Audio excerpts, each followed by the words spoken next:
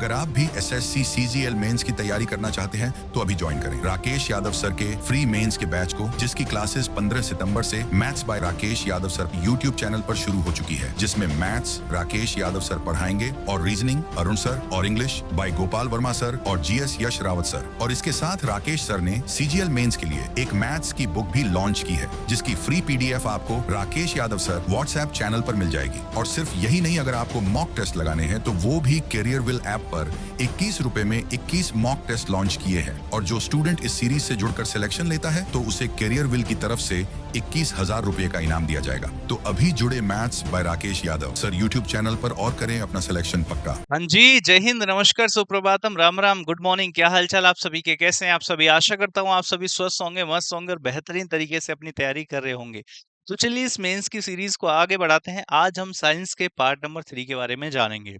देखिए, हर सब्जेक्ट के हमने 3, किसी के 4, किसी के 5 पार्ट कंप्लीट कर लिए हैं। आज साइंस का पार्ट नंबर 3 है। इसमें कुछ बेहतरीन प्रश्न हैं और बहुत सारे प्रीवियस ईयर क्वेश्चंस हैं, उन सभी को हम जानने वाले हैं। बहुत ही प्यारे प्यारे क्वेश्चंस हैं SSC के एग्जाम के पॉइंट ऑफ व्यू से, जो आपको कराए जाने वाले हैं। तो इनके लिए तैयार हो जाइए, मेंस के लिए खास करके बड़े इंपॉर्टेंट ये हो जाएंगे। देखेंगे ये क्वेश्चंस कौन कौन से हो जाते हैं। आइए, सबसे पहला क्वेश्चन आप सभी के सामने ये रहा कि garlic is the good source of. लहसुन निम्नलिखित में से किसका अच्छा स्रोत है? लहसुन की बात कर रहे हैं ना, सब्जी में टेस्ट दे देता है ना लहसुन। और कभी आप जैसे मान लीजिए घूमने के लिए जाते हैं जहां सिर्फ लड़के लड़के जाते हो, है ना, क्योंकि चलो मम्मी लोग, बहन लोग और जो खास करके जो औरतें बनाती हैं वो तो खाना बनाती हैं, लेकिन जब लड़के खाना बनाने के लिए बैठते हैं तो कम से कम 2 ढाई 3 घंटे तो सब्जी बनाने में ही लगा देते हैं, 2 घंटे। और उसमें भाई साहब लहसुन के जो पूरा का पूरा डाल देते हैं ना, उसका अलग टेस्ट आता है जब वो पूरा पक जाता है ना। कैसे पहाड़ों वहाड़ों में चले जाओ, पहाड़ों में जाकर के संडे वनडे को वहीं पर अ, खाना वाना बनाया जा रहा, मजा ही आ जाता है भाई साहब। पूरी तुमने क्या यार याददाश्त ताजा कर दी एकदम। तो अगर हम बात करें गार्लिक की, तो जो गार्लिक होता है, लहसुन होता है, ये किस चीज का अच्छा स्रोत जो सोर्स होता है, इससे क्या हमें मिलता है? तो बेसिकली इससे हमें जो मिलता है वो मिलता है मैग्नीशियम एंड सेलेनियम। क्या मिलता है? Magnesium and selenium. Option number भैया बी क्या हो जाएगा? अच्छा उत्तर हो जाएगा, बेहतर आंसर हो जाएगा चारों में से। अगर हम आयरन की बात करें, भाई आयरन किस में मिलता है? देखो, सबसे पहली बात तो ये है कि जो आयरन वगैरह है ना, इसके जो फ्रूट्स होते हैं उनको काट के रखा नहीं जाता है। जैसे मान लीजिए सेब देखा होगा आपने, तो सेब से क्या होता है, उसको काट करके नहीं रखते हैं, उसको काट करके सीधा खा लेते हैं, लंबे समय के लिए नहीं रखा जाता है। जैसे आप पालक वगैरह खाते हो तो उसमें भी आयरन का आपको मिल जाता है। तो फिलहाल के लिए हमारा जो सही उत्तर गया वो कौन सा गया? वो गया भैया आपका ऑप्शन नंबर बॉय। नेक्स्ट देखेंगे अगला प्रश्न क्या कह रहा है कि name the white precipitate formed in the reaction of sodium sulphate. भैया सोडियम सल्फेट की और बेरियम क्लोराइड की, सोडियम सल्फेट की और बेरियम क्लोराइड की, जो सोडियम सल्फेट है, देखो sodium sodium Na2SO4, sodium sulphate और barium chloride barium chloride Cl2। तो सोडियम सल्फेट की और बेरियम क्लोराइड की जो रिएक्शन होती है, अगर इन दोनों की रिएक्शन होगी तो क्या बनेगा? Na2SO4 और BaCl2 की रिएक्शन होगी तो BaSO4 बन जाएगा। Ba किसके साथ जाएगा? Ba चला जाएगा SO4 के साथ में, और जो Na है, Na चला जाएगा Cl के साथ में। तो ये भी Na2 है, ये भी Cl2 है। तो Na2Cl2 से अच्छा है 2NaCl लिख दो इसको। क्या लिख दो? 2NaCl। तो ये आपकी रिएक्शन हो जाएगी। अगर हम Na2SO4 को सोडियम सल्फेट को और बेरियम क्लोराइड को रिएक्ट कराते हैं तो BaSO4 और 2NaCl बन जाता है। BaSO4 जो है, जिसमें से इसमें से जो ये BaSO4 है, यही व्हाइट सल्फेट कहा जाता है। यही क्या होता है? यही व्हाइट सल्फेट होता है। इसी को व्हाइट सल्फेट कहा जाता है मेरे प्यारे साथियों। और अगर हम बात करें, ये क्या होता है? Insoluble in water, insoluble in water, ये वाटर में सोल्यूबल नहीं होता है। जबकि NaCl तो आप जानते हो, नमक को तो घोल दोगे, तो ये क्या होता है? ये होता है soluble in water, soluble in water. Sodium sulphate से ये क्या बन गया? अच्छा, इसको अगर कहना है तो क्या कहेंगे? बेरियम सल्फेट कहेंगे, है ना। ये क्या था? बेरियम क्लोराइड था, तो Ba क्या था? बेरियम था, तो B से बेरियम आ गया। और ये क्या था? Na2SO4 था, सोडियम सल्फेट था, तो ये इसका सल्फेट आ गया, तो बेरियम सल्फेट बन गया। इसको अगर कहना है तो हम क्या कहेंगे? इसको भैया बेरियम सल्फेट कहेंगे। इसको भैया हम बेरियम सल्फेट कहेंगे। तो इस रिएक्शन में समझ गए ना, जो व्हाइट सल्फेट बनता है क्योंकि ये इनसॉल्युबल होता है और यही क्रिएट करता है PaSO4, इसको कहा जाता है। तो भैया बेरियम सल्फेट कहीं नजर आ रहा है आपको? ये रहा option number boy, barium sulphate. Option number जो बॉय है यही क्या रहा? यही रहा आपका बेरियम सल्फेट। समझ पा रहे हैं आप इस बात को? क्लियर है? आ जाओ जरा नेक्स्ट देखते हैं। इसका आंसर क्या हो गया? इसका आंसर भैया ऑप्शन नंबर बॉय हो गया। नेक्स्ट क्वेश्चन की अगर हम बात करें तो अगला वाला क्या है?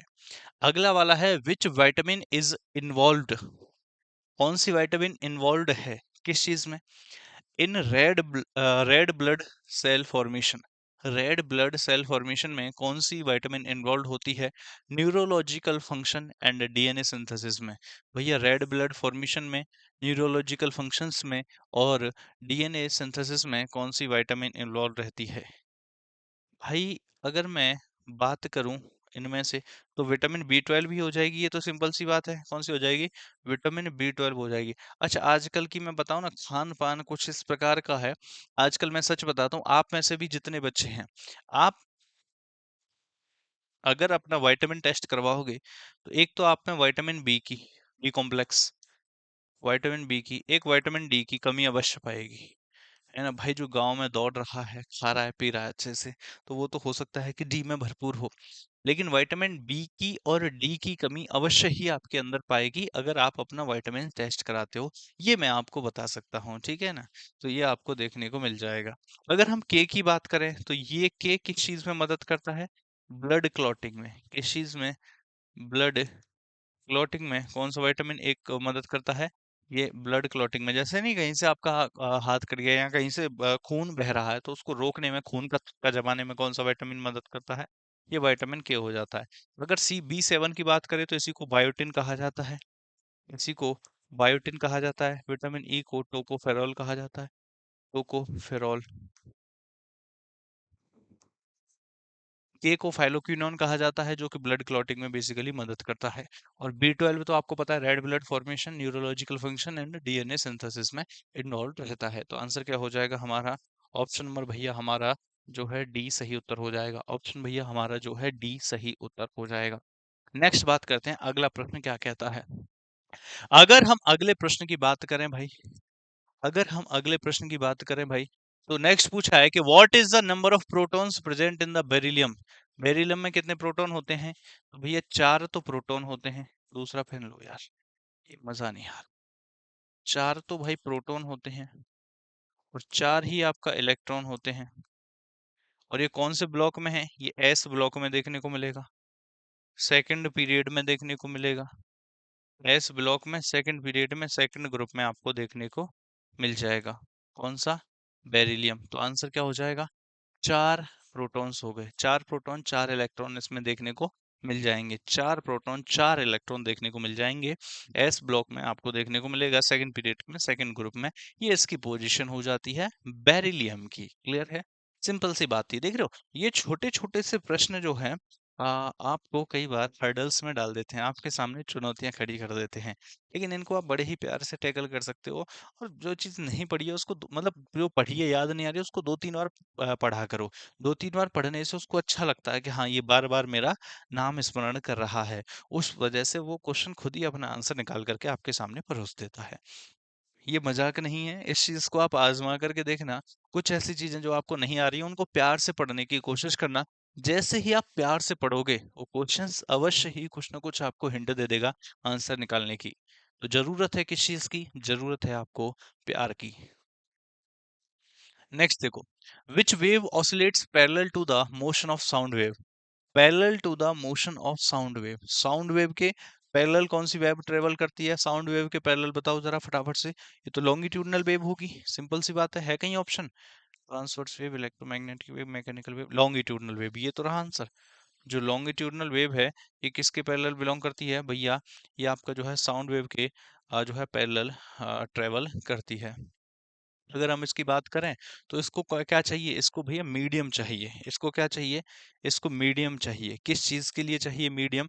Medium to travel. Medium to travel, travel करने के लिए मीडियम चाहिए। जैसे कि सॉलिड हो गया, जैसे कि सॉलिड हो गया, जैसे कि भैया आपका लिक्विड हो गया, जैसे कि आपका गैस हो गया, ट्रेवल यानी कि प्रोपेगेट करने के लिए, ट्रेवल यानी कि प्रोपेगेट करने के लिए, चाहे तो सॉलिड में करेगी, चाहे लिक्विड में करेगी, चाहे गैस में करेगी। और इस मीडियम के ऊपर डिपेंड करता है कि इसकी स्पीड कितनी होगी। जैसे मैंने बात करी साउंड वेव की, अब भैया आप साउंड है, एक तो आप है हवा में चिल्ला रहे हो, ठीक है ना, एक है भैया इस आवाज को आप जो है सॉलिड के माध्यम से भेज रहे हो, गैस के माध्यम से भेज रहे हो, एयर के माध्यम से, ये भी तो एक प्रकार की गैस ही है। तो मतलब इस वेव को, ये लॉन्गिट्यूडनल वेव है, ये कितनी स्पीड से चलेगी, कितनी जल्दी आप तक पहुंचाएगी। आप पानी में किसी चीज को बोलोगे और आप एयर में किसी चीज को बोलोगे, कौन सी पहले जाएगी। कहने का मतलब ये है कि आप किस मीडियम का सहारा ले रहे हो इस वेव को दूसरी जगह पहुंचाने के लिए, उस पर इसकी स्पीड डिपेंड करेगी। इसकी स्पीड किस पर डिपेंड करेगी? Speed depends upon medium. Speed depends upon medium. Speed किस पर डिपेंड करेगी? स्पीड भैया मीडियम पर डिपेंड करेगी। Speed depends upon medium. Speed जो है किस मीडियम से इसको भेज रहे हो उसके ऊपर डिपेंड करती है। आंसर हो जाएगा भैया आपका लॉन्गिट्यूडनल वेव। क्या हो जाएगा आंसर मेरे प्यारे साथियों? आंसर हो जाएगा इसका लॉन्गिट्यूडनल वेव। नेक्स्ट बात करते हैं अगले वाले की। विच of the following foods generally increased blood pressure? अच्छा, वो कौन से फूड हैं जिनकी वजह से जनरली ब्लड प्रेशर इंक्रीज हो जाता है? Blood pressure, BP high, BP high. अरे नमक का पानी मत दियो इसको, जो है बीपी हाई हो रहा है तो। या जिसका बीपी लो हो रहा है, थोड़ा सा पानी में नमक घोल करके दे दे, है ना। जो हाई सॉल्ट वाले फूड होते हैं वो बीपी हाई के लिए रेस्पॉन्सिबल होते हैं, या उसको बढ़ा देते हैं। विच ऑफ द फॉलोइंग फूड से जनरली, जनरली इंक्रीज करते हैं क्या? Blood pressure. तो जिनको बीपी होता है वो ज्यादा नमक नहीं खाते। तो food with low salt, low salt low sugar, ना ना ना ना ना ना ना, ये वाला गलत हो गया। फूड हाई इन प्रोटीन, तो हाई प्रोटीन से बीपी का कनेक्शन ढूंढ रहे हो आप।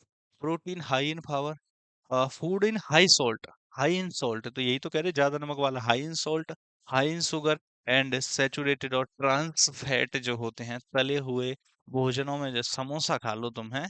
तो यही वाला सही उत्तर हमें लग रहा है। तो सही उत्तर क्या जाएगा?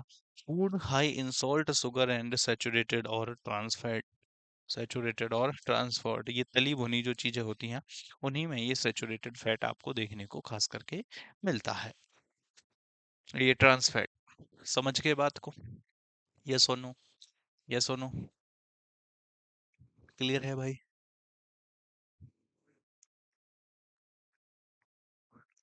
क्लियर है? चले आगे, आ जाओ। नेक्स्ट देखो, प्रश्न संख्या कौन सी हो गई? 6 हो गई। 6 का आंसर क्या हो गया? डी हो गया। अगला है भाई आपका, चलो भाई अगला देखो, match column A and column B. Column A और कॉलम बी को मैच करना है, बताओ फटाफट से। अच्छा, आपसे कह रहा है कि कौन सा एसिड किस चीज में पाया जाता है। जैसे आपको बाकी सब पता है, नहीं पता है, तो ये जरूर पता होगा कि दूध में अच्छा लेमन का भी तो है।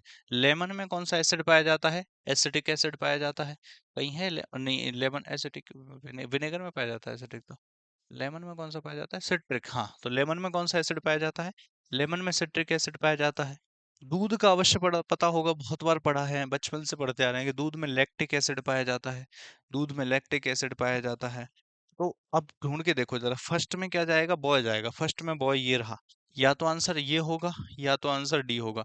इसका मतलब बी तो नहीं होगा, सी तो नहीं होगा। तो फर्स्ट और सेकंड, मिल्क में कौन सा होता है भाई? लैक्टिक एसिड होता है। इसका मतलब सेकंड में सी, सी होगा। यहाँ सेकंड में ए है तो ये भी नहीं होगा। आंसर क्या हो गया भैया? आपका डी हो गया। आंसर आपका डी हो गया। अब देख लो, थर्ड में डी दे रखा है, विनेगर में एसिटिक एसिड दे रखा है। और भैया ये इमली का तो ये फिक्स है कि भैया इमली में टार्टारिक एसिड होता है ना। टार्टारिक एसिड किस में होता है? इमली में होता है, ये फिक्स है। इमली में टार्टारिक एसिड होता है, इस चीज को याद कर लीजिए। और बहुत बार आपसे ये क्वेश्चन पूछा जाता है, इसी वजह से आपको पता होना चाहिए कि इमली में कौन सा एसिड होगा।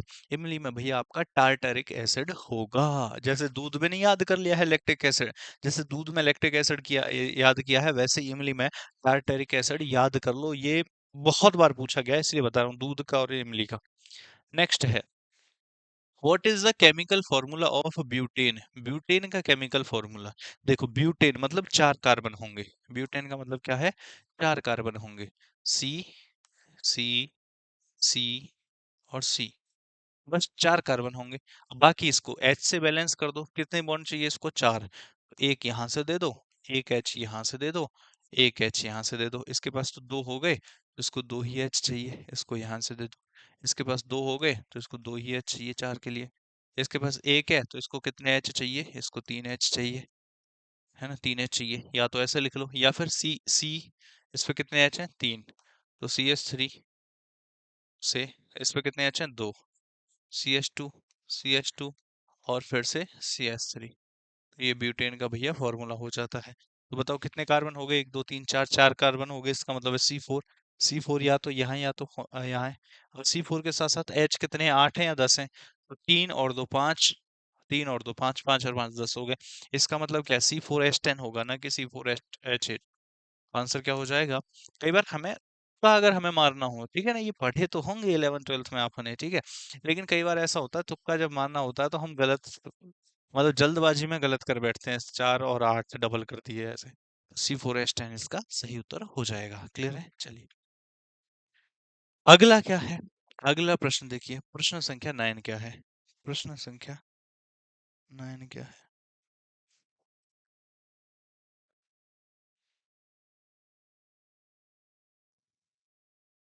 चलिए भाई प्रश्न संख्या 9 है, who discovered a principle that states that the buoyant force on the object is equal to the weight of the fluid displayed by the object?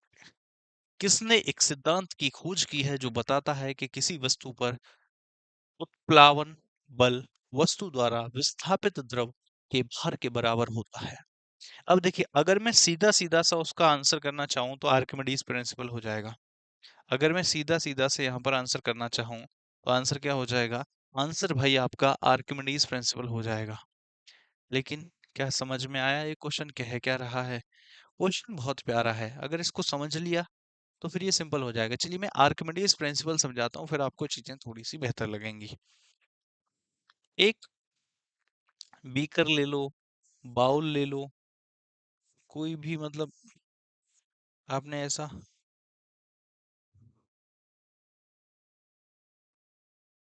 ठीक है ना, मान लेते हैं इसमें आपने कोई भी लिक्विड भर दिया यहाँ तक,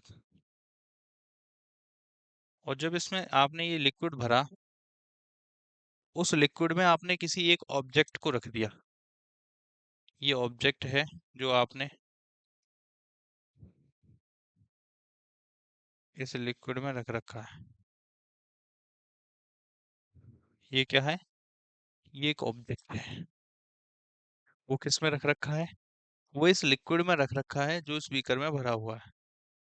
अब ऑब्जेक्ट ने तो फिर अपनी जगह ले ली, तो वो तो लिक्विड की जगह में,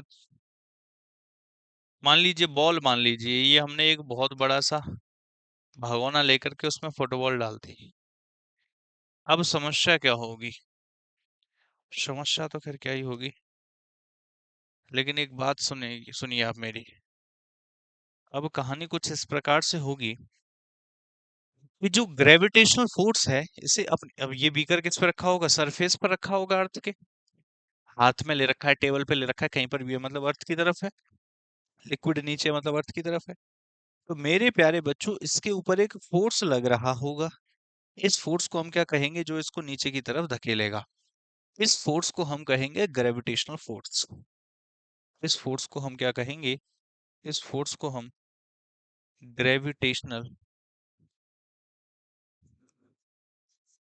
फोर्स कहेंगे।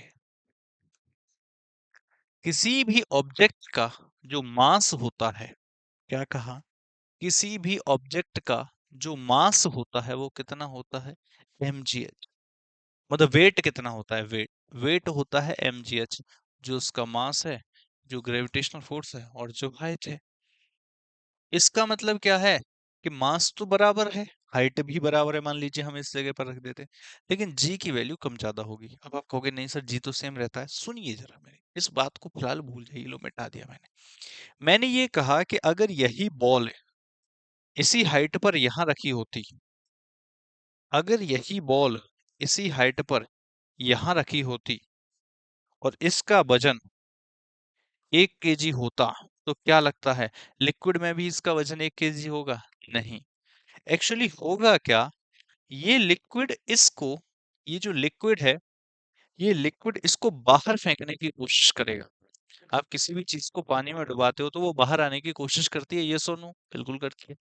जो चीज बाहर आने की कोशिश करती है उसी को थ्रस्ट फोर्स बोला जाएगा।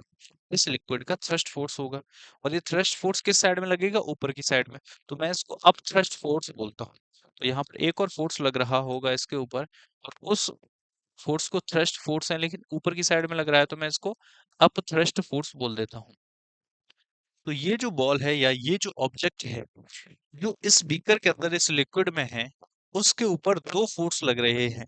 एक तो लग रहा है ग्रेविटेशनल फोर्स, और एक लग रहा है आपका अपथ्रस्ट फोर्स। वहीं पर ये ऑब्जेक्ट अगर बाहर है तो इस पर एक फोर्स लग रहा है जो ग्रेविटेशनल फोर्स है, और जो ग्रेविटेशनल फोर्स है वो इसके मास को बना रहा है, सॉरी वेट को बना रहा है। तो अगर इसके कंपैरिजन में इस वेट की मैं बात करूं तो ये इसका वेट तो जो लग रहा है वो लग ही रहा है, लेकिन इसका वेट क्या हो जाएगा? इस पर लगने वाला फोर्स क्या है? मान लो इधर से 5 आदमी खींच रहे हैं, तो एक आदमी इधर से भी खींच रहा है, इसका दो आदमी इधर से भी खींच रहे हैं, इसका मतलब फाइनली इसको 3 आदमी खींच रहे हैं और इसको 5, तो इस पर ज्यादा वेट होगा, इसका इसका वेट कम होगा। तो इसका कितना वेट कम होगा? तो अपरेंट वेट की अगर मैं बात करूं कि इसका अब जो वेट होगा, जिसको अपरेंट वेट बोला जाएगा, जो अपीयर हो रहा है, जो अपरेंट वेट होगा वो कितना होगा मेरे भाई? अपरेंट वेट होगा वेट ऑफ ऑब्जेक्ट जो बाहर था। क्या कहा? Weight of object, weight of object in air, हवा में जो वेट था, जो बाहर वेट था। मैंने कहा सर 1 किलो, उसमें से आप क्या करेंगे? उसमें से भैया अप थ्रस्ट फोर्स को माइनस कर देंगे।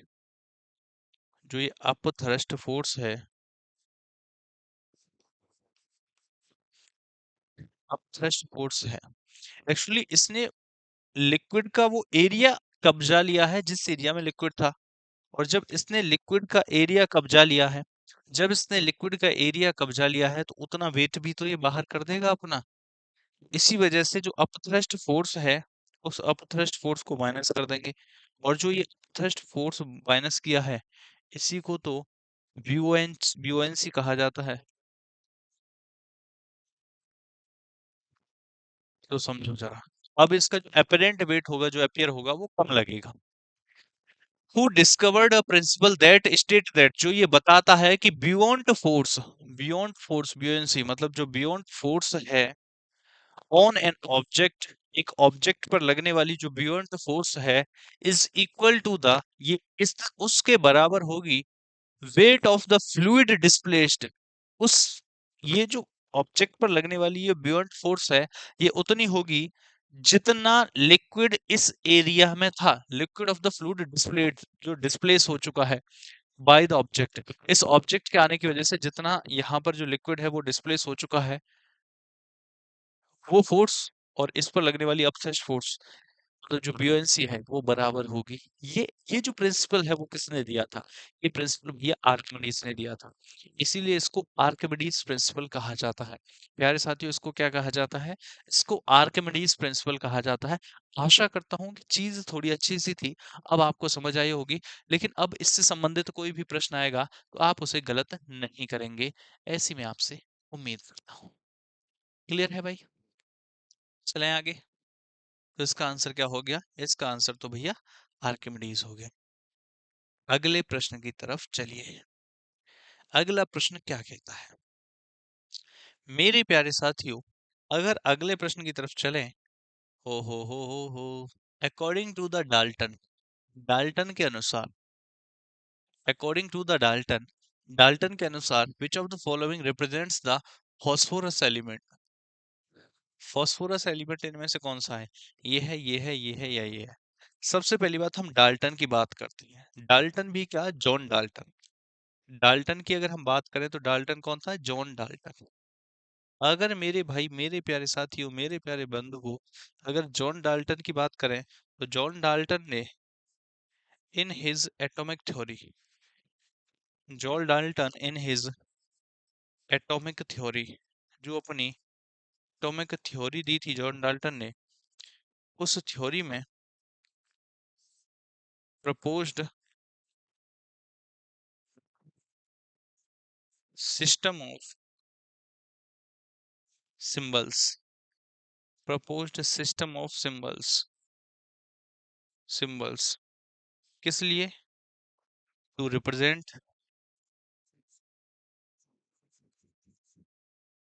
To represent the various, to represent the various chemical elements.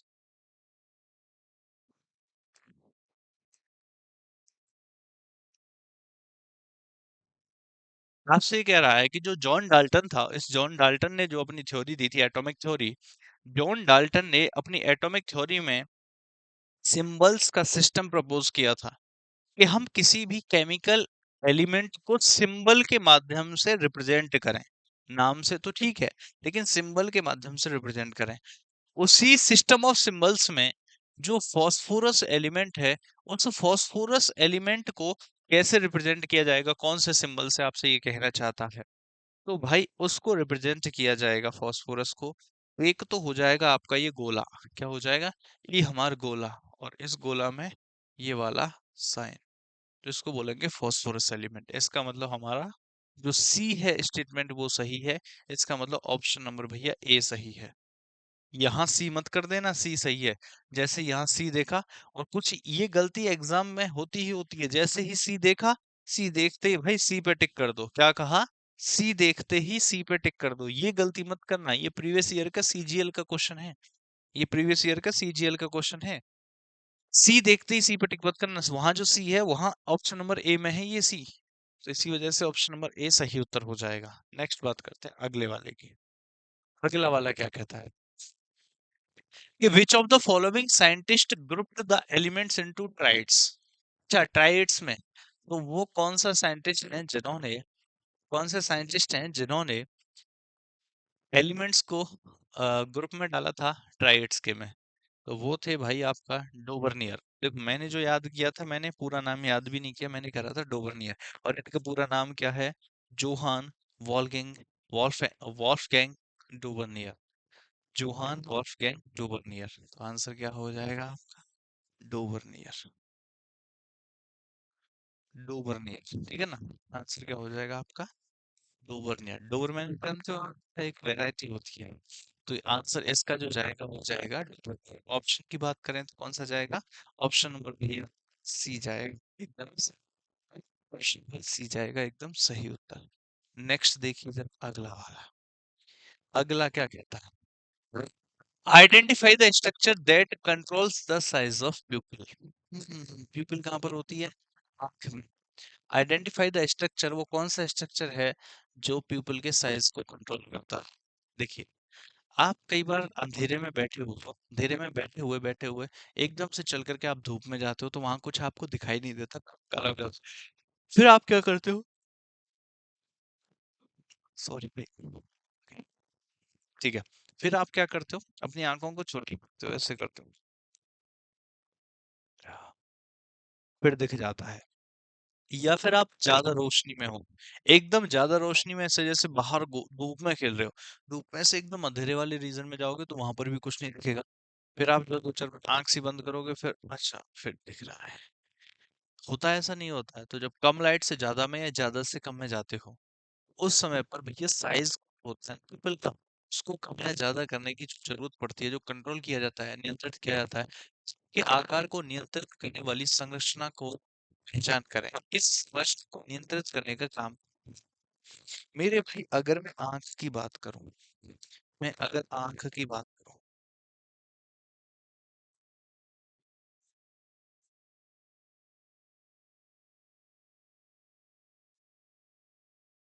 कुछ कुछ ऐसी होती है आंख, या नहीं?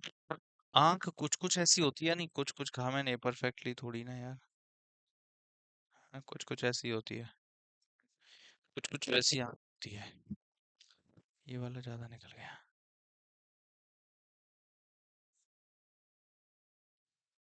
कोई बात नहीं, चलो, जैसी भी होता है, क्यों टेंशन ले रहे हो तुम।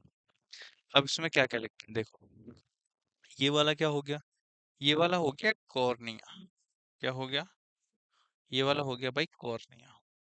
ये क्या है, ये प्यूपिल, ये प्यूपिल। और इस प्यूपिल के पीछे की साइड में जो होता है ना, ये क्या होता है, ये आइरिस होता है, ये आइरिस होता है। इस आइरिस के पीछे की साइड में ये भैया आपका लेंस होता है, लेंस, ठीक है, लेंस। ये रेटिना होता है,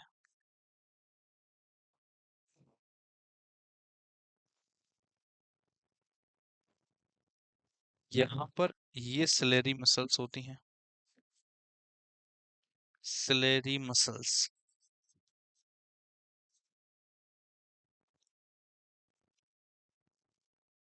और कुछ रह गया, सिलेरी मसल्स भी हो गई। ये क्या होता है, विट्रस ह्यूमर बोला जाता है सब से, विट्रस, है ना, तो ये विट्रस ह्यूमर यहाँ पर होता है, आइरिस यहाँ पर होता है, ये सिलेरी मसल्स ये होती हैं, कॉर्निया ये होता है, और प्यूपिल जो ये बीच में होता है, ऐसे बोला है।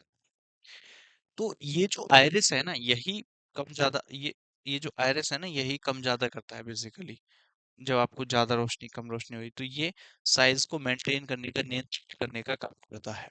पुतली के आकार को, ये जो पुतली है उस पुतली के आकार को मेंटेन करने का काम करता है आइरिस का। तो यहाँ पर सही उत्तर जो जाएगा वो आइरिस जाएगा, सही उत्तर जो जाएगा वो मेरे भाई आइरिस जाएगा। अब कौन सा जाएगा, बॉय जाएगा। समझ गए आप बात, क्लियर है अब, समझ में आ गई बात, ये सुन, नेक्स्ट अगला देखिए, ये वाला आपको पता होना चाहिए। क्वेश्चन नंबर 13 कह रहा है आपसे कि what is correct way to mix acid and water, acid and water को मिक्स करने का सही तरीका क्या है। मेरे भाई अगर हम एसिड एंड वाटर की बात करें, मान लीजिए मैंने कहा, भारत नहीं बनाना भाई यहाँ पर, है ना, मान लिया मैंने कहा कि ये कोई भी बाउल है, बर्तन है, बीकर है, इसमें यहाँ पर पानी भरा हुआ है, और अगर इसमें यहाँ पर पानी भरा हुआ है, ये है वाटर, ये क्या है, ये है HOH, मतलब H2O, HOH। अब सुनो मेरी बात, अगर हम इसमें एसिड मिक्स करते हैं, जैसे मान लीजिए कि इसमें एसिड है और एसिड को हम इसमें से डर डर डर डर मिक्स कर रहे हैं, तो भाई जैसे ही एसिड मिक्स होगा पानी के ऊपर जाएगा, और आपने देखा होगा ना, जैसे बैटरी वगैरह होती हैं, इन्वर्टर वगैरह घर में लगा, उसको उठा करके दूसरी जगह रखते हैं तो आराम से रखते हैं कि उसमें से एसिड बाहर आया, कपड़ों पर गिर गया तो उसको जला देगा। तो हमें धीरे धीरे ये वाला काम करना पड़ता है। तो वैसे ही अगर ये पानी के ऊपर जाएगा, अगर ये उछट गया, अगर ये इसकी छींटें लग गई तो वो जला देगा, चाहे वो चेहरे की बात हो, हाथों की बात हो, कपड़ों की बात हो, तो बड़ी समस्या हो जाएगी। तो इसे धीरे धीरे पानी में डाला जाता है। द सेकंड पॉइंट होता है कि यहाँ पर ये जो है हीट पैदा कर देगा, तो हो सकता है, तो उसके लिए भी इसको आराम आराम से मतलब मिक्स किया जाता है, तो स्लोली मिक्स होगा। Acid must B heated before mixing, गर्म करने की जरूरत है भैया इसको, बिल्कुल भी नहीं है। नेक्स्ट आता है the water must be added to the acid, the water must be added to the acid, पानी को एसिड में मिलाना चाहिए। अरे भाई मिलाने की तो ये पूछ ही रहा है। The water must B heated, पानी को गर्म करके मिलाना चाहिए, ऐसा तो कुछ नहीं है। Acid must be slowly added to the water, पानी में जो मिलाना है वो कैसे मिलाना है, वो मिलाना है मेरे भाई धीरे धीरे, कैसे, धीरे धीरे। तो the acid must be slowly added to the water, पानी में धीरे धीरे उसको मिलाना है। नेक्स्ट बात आती है अगली वाली, अगली वाली क्या कहती है, identify the organism that shows bio bioluminescences, bioluminescences कौन शो करता है। मेरे भाई ऐसे ऑर्गेनिज्म जो बेसिकली लाइट शो करते हैं, जैसे आपने शो देखा होगा ना, जो ऑर्गेनिज्म लाइट शो करते हैं, जैसे क्या बोलते हैं उसको, जुगनू, जुगनू सुना है आपने, जुगनू, जुगनू जुगनू जुगनू रात को जगाए, तो ये जो जुगनू होता है, क्या गाँव में कुछ पटक बीजना करके ऐसे भी कुछ बोलते हैं। तो जो लाइट शो करता है, जो जिनमें से हमें लाइट शो होती है, उसी की बात कर रहा है। तो उसमें से टेपवर्म हो जाएगा, लिवर फ्लूक हो जाएगा, या फास्सिओला हो जाएगा, या फिर सेटिनोप्लाना हो जाएगा। भैया इसमें तो सेटिनोप्लाना हो जाएगा। आंसर कौन सा हो जाएगा? डी हो जाएगा। क्वेश्चन नंबर 14 का जो आंसर जाएगा वो जाएगा मेरे प्यारे साथियों, डी जाएगा। जो लाइट पैदा करते हैं वैसे वाले ऑर्गेनिज्म की बात हो रही है, जैसे कि जुगनू। नेक्स्ट देखिए, which of the following bacteria grows in milk and convert it into curd. वो कौन सा बैक्टीरिया है जो दूध में पाया जाता है और जो इसको दही में कन्वर्ट कर देता है? अभी करवाया था ना मैंने दूध वाला मैचिंग वाला जो क्वेश्चन था। तो मेरे भाई इसमें पाया जाता है लैक्टिक वाला, ठीक है ना। तो लैक्टिक एसिड बैक्टीरिया, कौन सा? लैक्टिक एसिड की बात करी थी ना, दूध में कौन सा एसिड पाया जाता है अभी हमने, जैसे कि हमने इमली में टार्टरिक एसिड की बात करी थी। तो वैसे ही लैक्टिक एसिड वाले जो बैक्टीरिया होते हैं वो इसमें पाए जाते हैं, जो इसको दही में कन्वर्ट करने का काम करते हैं। तो आंसर क्या हो जाएगा? देखिए तो सिंपल सा आंसर है ऑप्शन नंबर भैया आपका सी हो जाएगा। नेक्स्ट देखेंगे जरा अगला कौन सा है। अगले प्रश्न की यदि हम बात करें तो अगला प्रश्न आपसे कह रहा है कि विच of the following is a poor conductor of electricity. Electricity का पुअर कंडक्टर कौन है? मेरी बात सुनो। जैसे मान लीजिए टेप वाटर हो गया, नल का पानी हो गया, उसमें से इलेक्ट्रिसिटी आराम से फ्लो करेगी। नेक्स्ट आती है वाटर फ्रॉम पॉन्ड, तालाब का पानी है, आराम से फ्लो करेगी। नेक्स्ट है वाटर फ्रॉम हैंडपंप। अरे जो नल का पानी है, टेप वाटर है, शहर में सप्लाई वाला पानी कहते हैं, गांव में जो नल से निकाल लेते हैं या बोरवेल से निकाल लेते हैं, ट्यूबवेल से निकाल लेते हैं, वही पानी हो गया। डिस्टिल्ड वाटर सुना होगा ना, गोलगप्पे भी किसमें खाने हैं? डिस्टिल्ड वाटर में। तो इसमें क्या होता है, सॉल्ट नहीं होता, और डिस्टिल्ड वाटर में सॉल्ट नहीं होता, तो बाकी के मुकाबले ये क्या है? पुअर कंडक्टर ऑफ इलेक्ट्रिसिटी है। ये इलेक्ट्रिसिटी को उस मात्रा में नहीं पहुंचा पाएगा आगे जिस मात्रा में कि बाकी तीनों पहुंचा देंगे। तो डिस्टिल्ड वाटर में सॉल्ट की प्रेजेंस ना के बराबर होती है, होती नहीं है। तो इसी वजह से ये पुअर कंडक्टर ऑफ इलेक्ट्रिसिटी है। ये इलेक्ट्रिसिटी को आगे पहुंचाने के लिए बेहतर नहीं है। तो राइट आंसर हमारा क्या होगा? डिस्टिल्ड वाटर ही हो जाएगा। चलिए नेक्स्ट की बात करते हैं। अगला प्रश्न क्या कहता है मेरे प्यारे साथियों? अगला क्वेश्चन आपसे कह रहा है rickets is caused by the deficiency of. Rickets किसकी कमी से होता है? अगर मैं रिकेट्स की बात करूं तो आपको पता है विटामिन बी वन की कमी से कौन सा होता है? बी वन की कमी से होता है बेरी बेरी। कौन सा होता है? Berry berry. सी की कमी से क्या होता है? स्कर होता है। एक ही भैया, एक इसके लिए है जो आई होती है, जो आंख होती है, विटामिन ए। जो विटामिन ए है बेसिकली ये आंख के लिए बेनिफिशियल होती है। अगर हम डी की बात करें तो आप सभी को पता है विटामिन डी हड्डियों के लिए बेनिफिशियल होती है, और इसी से जो हड्डियां टेढ़ी वाली होती हैं उसी को रिकेट्स कहा जाता है ना। बचपन में आपने वो चित्र जरूर देखा होगा साइंस वाली किताब में। तो विटामिन डी से होने वाली बीमारी रिकेट्स हो जाती है।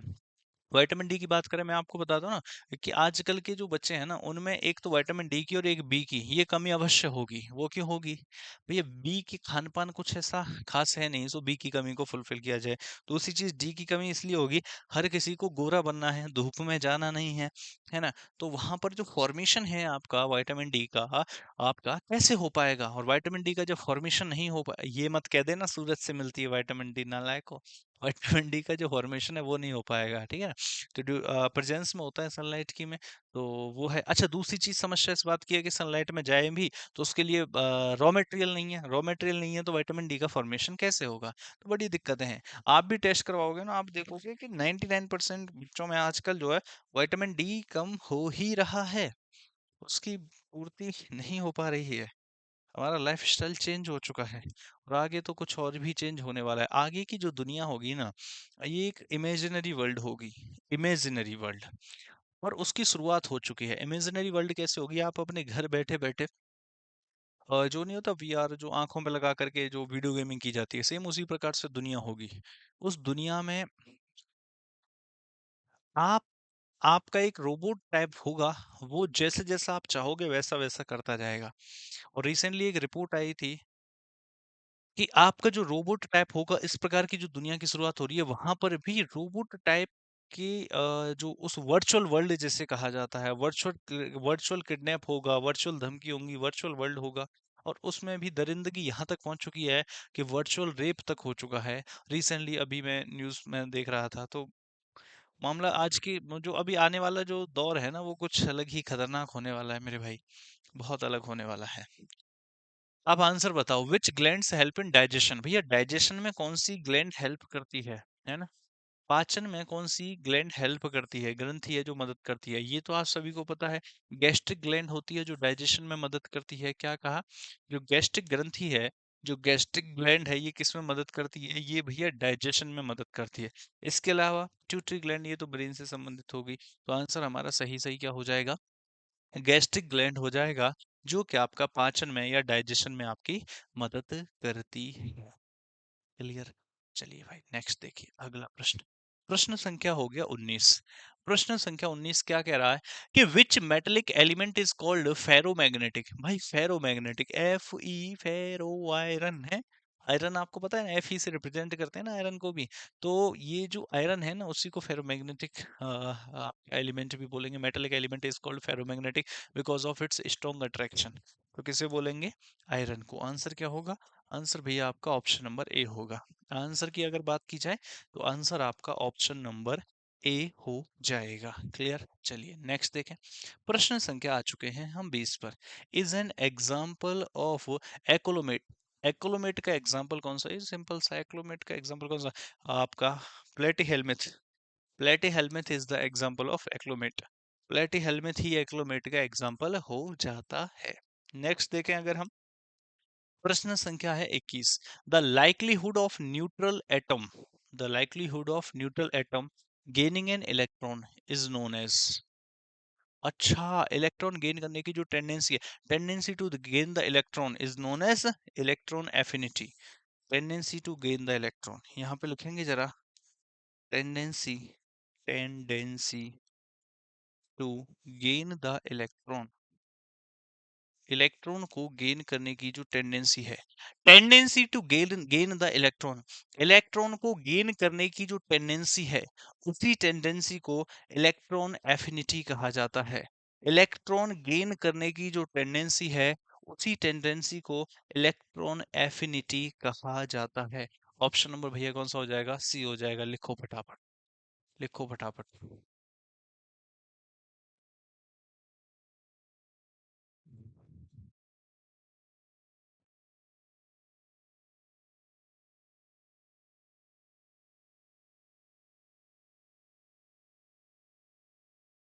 चले नेक्स्ट, चलो फिर प्रश्न संख्या 22। What is the adulterant of hot paprika. Hot paprika का एडल्टेंट, ये तो सुडानेडाई हो जाएगा। हॉट पेपरिका का एडल्टेंट कौन है, सुडानेडाई है।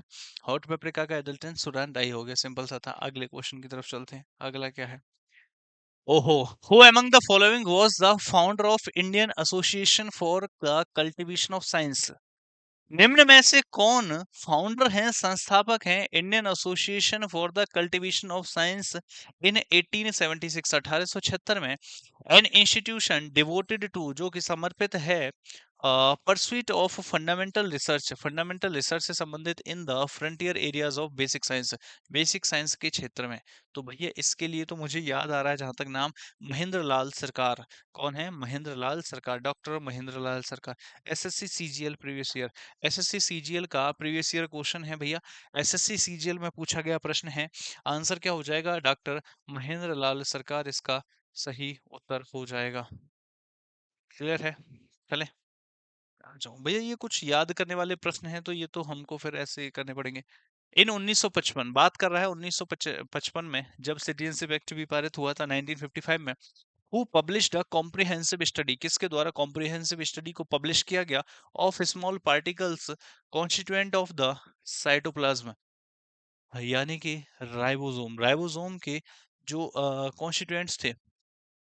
आपसे ये कह रहा है कि इसको किसके द्वारा पब्लिश किया गया था, और जहां जहां राइबोसोम की बात आएगी वहां वहां नाम एक आएगा जिसका नाम है जॉर्ज पलाडे। क्या नाम है, जॉर्ज पलाडे। ऑप्शन कौन सा लगाओगे, जॉर्ज पलाडे में मेरे भाई ऑप्शन लगा देना आप बी। कौन सा ऑप्शन लगा देना, जॉर्ज पलाडे वाले सेक्शन में ऑप्शन लगा देना आप बी। आ जाओ नेक्स्ट बात करो अगले प्रश्न की, अगले क्वेश्चन की बात करो। अगला प्रश्न है आपका प्रश्न संख्या 25। 25 वाला क्या कहता है, the dry cell is made up of, जो ड्राई सेल होते हैं, शुष्क सेल होते हैं, शुष्क सेल होते हैं वो बाहरी an made up of an outer zinc container. क्या होगा, outer zinc container that acts as the anode, जो कि एनोड के रूप में काम करेगा। तो जिंक कंटेनर से बना होता है जो एक एनोड के रूप में काम करता है। कहीं है ऑप्शन में जिंक, ये रहा ऑप्शन नंबर डी, ये रहा जिंक यानी कि जस्ता, जिंक यानी कि जस्ता रहा। तो ऑप्शन नंबर भैया आपका आंसर क्या हो गया, डी हो गया। क्लियर है? चलिए नेक्स्ट देखें अगला।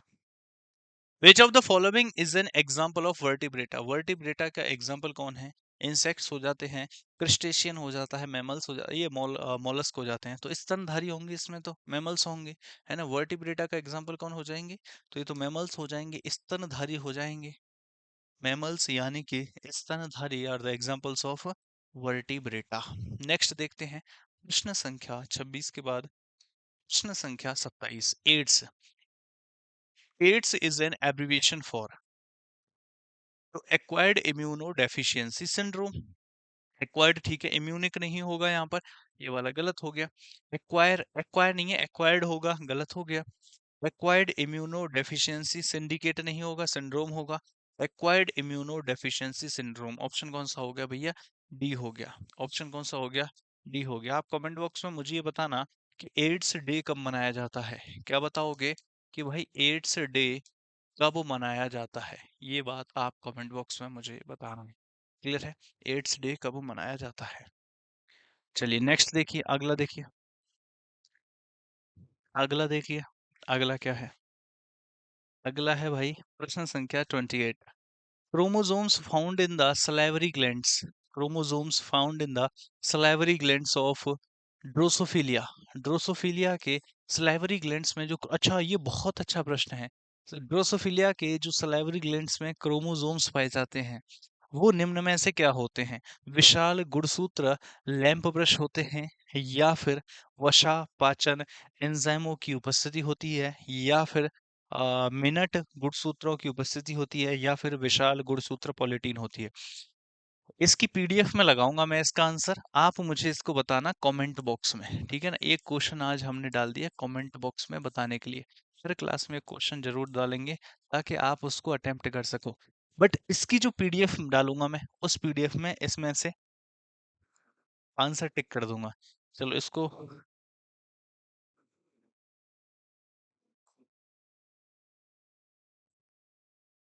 हिंट दे दिया आपको, हिंट दे दिया आपको मैंने, अब बता देना। यहाँ पे 50-50 का गेम आ गया है, 50-50 का गेम आ गया है, अब बता देना आंसर। और इसका आंसर मैं कमेंट बॉक्स में लगा करके तब पीडीएफ अपलोड करवाऊंगा, ठीक है। नेक्स्ट, और 50-50 कर दिया है मैंने यहाँ पे, 50-50 बीच में से काटने वाला नहीं, दो ऑप्शंस वाला। Next, what are the ribosomes made up of, ribosomes किससे मिलके बने होते हैं, ये तो प्रोटीन्स और डीएनए होता है, क्या है इसमें, सॉरी आरएनए, प्रोटीन्स और आरएनए होता है। राइबोसोम्स में क्या होता है, प्रोटीन, डीएनए कह दिया मैंने भी है, प्रोटीन्स और आरएनए होता है। राइबोसोम्स की बात करें तो ribosomes are made up of protein and RNA. तो राइबोसोम्स बेसिकली जो है प्रोटीन और आरएनए से मिलकर के बना होता है। क्लियर? ऑप्शन भैया कौन सा हो गया, ऑप्शन भैया आपका डी हो गया। नेक्स्ट यदि बात करें आपसे अगले प्रश्न की, तो अगला कह रहा है इन इथाइलिन, इथाइलिन की बात करें, इथाइलिन क्या है, C2H4, hybridisation of carbon atoms, C2H4 में हाइब्रिडाइजेशन ऑफ कार्बन एटम्स, ये किस में होगा, ये तो sp2 में होगा, किस में होगा, sp2 में होगा। तो ये वाला किस में होगा, ये वाला भाई आपका sp2 में होगा। चले, ये आपके 30 प्रश्न यहाँ तक हो जाते हैं, ये आपके यहाँ तक 30 प्रश्न हो जाते हैं। देखो भाई, अभी चल क्या रहा है, मैं आपकी हिस्ट्री की क्लासेस ले रहा हूँ, लगभग 3 4 5 पार्ट हो चुके हैं। चाहे हिस्ट्री हो गई, चाहे ज्योग्राफी हो गई, चाहे आपकी पॉलिटी हो गई, चाहे इकोनॉमिक्स हो गई, चाहे आपकी साइंस हो गई, और चाहे आपकी स्टैटिक हो गई, सारी क्लासेस चल रही हैं। किसी की कम, किसी की ज्यादा, मतलब एक दो सेक्शन किसी का ज्यादा है, किसी की 4 5 हो गए, किसी के 3 4 हुए हैं, ऐसे करके चल रहे हैं। और यदि मैं बात करूं 1 2 3 4 5 6, कितने सब्जेक्ट हो गई, ये 6। मैं ये कहता हूँ कि हर सब्जेक्ट के 4 4, किसी के 5 हुए हैं, किसी के 3 हुए हैं, जैसे शायद साइंस की 3 क्लास हुई हैं, हिस्ट्री की 5 क्लास हो गई, शायद पॉलिटी की 5 क्लास हो गई, ज्योग्राफी की 4 क्लास हो गई, ऐसे करके एवरेज, एवरेज भी मान लूं मैं 4 4 क्लास भी, और किसी क्लास में मैंने 25 क्वेश्चन कराए, किसी में 30 कराए, किसी में 35 कराए, मैं एवरेज, एवरेज सबकी अगर 4 क्लास भी मान लूं ना, और मैंने 25 25 क्वेश्चंस भी कराए हों, मैंने 25-25 क्वेश्चन तो कराए ही होंगे, 25-25 क्वेश्चंस भी कराए हों, तो 4-4 क्लास सबकी हुई हों, 25-25 क्वेश्चन कराए हों और 6 सब्जेक्ट हो गए हों, तो भी कितना हो जाता है, टॉप 600 क्वेश्चंस हो जाते हैं। कितने हो जाते हैं? टॉप 600 क्वेश्चंस हो जाते हैं। और मेरे भाई टॉप 600 क्वेश्चंस ये वो हैं जो ऑलरेडी प्रीवियस ईयर्स में या मेंस में या प्री में पूछे गए हैं, जो आपके अपकमिंग एग्जाम्स के पॉइंट ऑफ व्यू से अति महत्वपूर्ण हो जाते हैं। तो मेरे भाई जिसने इनको देख रखा है उसको वाकई में अब जो क्वेश्चंस लगा रहा होगा उसमें कॉन्फिडेंस बढ़ता जा रहा होगा। और यदि आप मेंस की तैयारी कर रहे हो तो मैं ऐसा मान करके चलता हूँ कि आपने सिलेबस को तो एक बार गो थ्रू कर रखा है। और एक बार जब सिलेबस को गो थ्रू कर रखा है, आप मेंस की तैयारी कर रहे हो, तो भाई इस इन टॉप 600 क्वेश्चंस से ऐसा नहीं है कि आज हम लास्ट कर रहे हैं, आगे भी कंटिन्यू रहेगी ये, लेकिन इन टॉप 600 क्वेश्चंस से वाकई में आपका दोबारा से रिवीजन ऑलमोस्ट ऑलमोस्ट हुआ होगा। दूसरी चीज, जिसने इन क्वेश्चंस को नहीं लगाया लगाया है उसको तो मजा आया ही है। जिसने नहीं लगाया, बीच में से कोई क्लास देखी नहीं देखी, कोई पहली बार आज जिसको देख रहा है, मेरे भाई ये टॉप 600 क्वेश्चंस हैं। अभी तक जो हो गए, आगे तो होंगे ही, अभी तक जो हो गए इनको एक बार आप जरूर देखें, अवश्य देखें। और हर सब्जेक्ट के हर एक इंपॉर्टेंट टॉपिक्स को, ऐसा तो है नहीं कि 100 मैंने हर सब्जेक्ट के मान लो 100 क्वेश्चन कराए तो 100 क्वेश्चंस में पूरा सब्जेक्ट हो जाएगा, ऐसा तो नहीं है। लेकिन 100 क्वेश्चंस में मैंने कोशिश की है हर सब्जेक्ट के इंपॉर्टेंट टॉपिक्स को टच करने की और उनको एक्सप्लेन करने की, क्योंकि ये तो 600 क्वेश्चंस हैं। इनको मैंने जो एक्सप्लेन किया है, किसी में थोड़ा कम किसी में थोड़ा ज्यादा, लेकिन चार के हिसाब से भी लगाओगे तो ये 2400 बैठते हैं। अगर चार के हिसाब से भी लगाओगे तो ये कितने बैठते हैं, तो ये 2400 बैठते हैं। मेरे प्यारे साथियों, 600 क्वेश्चंस 4 के हिसाब से 2400, मतलब ये मान लीजिए लगभग 2400 क्वेश्चंस मैंने आपको करवा दिए। तो इसको आप गो थ्रू कर लें, जो भी जिन्होंने नहीं किया, जिन्होंने कर लिया बहुत अच्छी बात है। और इसी प्रकार इस सीरीज को हम आगे भी रखेंगे, ठीक है। तो आज यहीं तक रखते हैं, फिर मिलते हैं आपसे कल। तब तक के लिए आप सभी यूं ही हंसते रहें, मुस्कुराते रहें, पढ़ाई करते रहें, अपने लक्ष्य के प्रति ईमानदार रहें और लर्निंग की हैबिट को हमेशा जीवन में बनाए रखें। Love you all, take care, tata bye bye, नमस्कार, जय हिंद, जय भारत।